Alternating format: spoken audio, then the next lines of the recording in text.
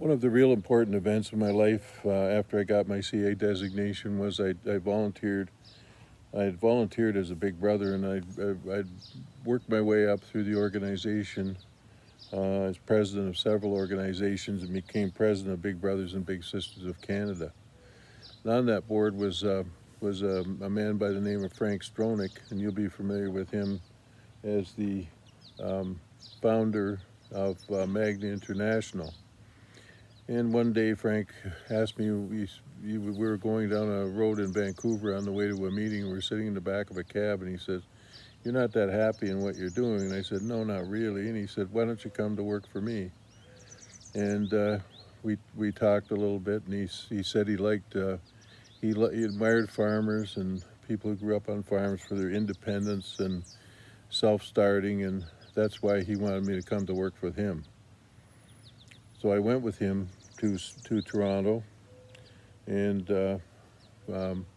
worked in an office of 5 people. The company was quite small then. There was 5 of us, Frank and me, as a secretary, a quality person, and a tool and die person. So by the time after a few years, we were growing quite rapidly, and I was learning how to manufacture parts and run a manufacturing plant, and all the fundamentals of running a Magna organization.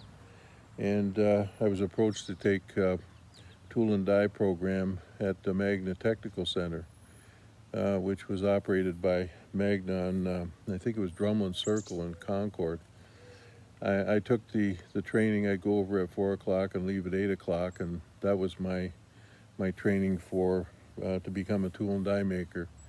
I never completed an apprenticeship, but Frank had told me that if you want to be a leader in this company, you have to be more technical.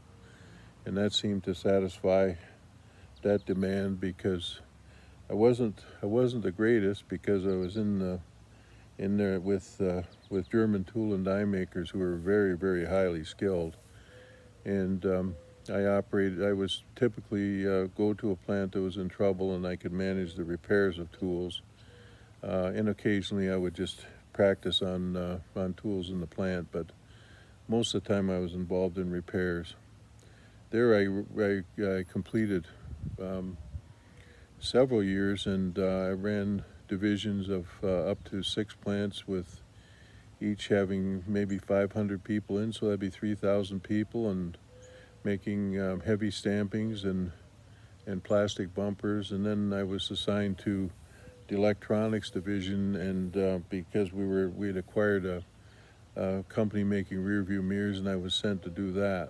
So that was a very, very interesting experience, to learn how to operate a plant from the best, and how to deal with people of from all different countries and all over the world, and how to treat people and motivate them, and motivate their hands and minds to make the product that we were trying to ship. And we were very successful.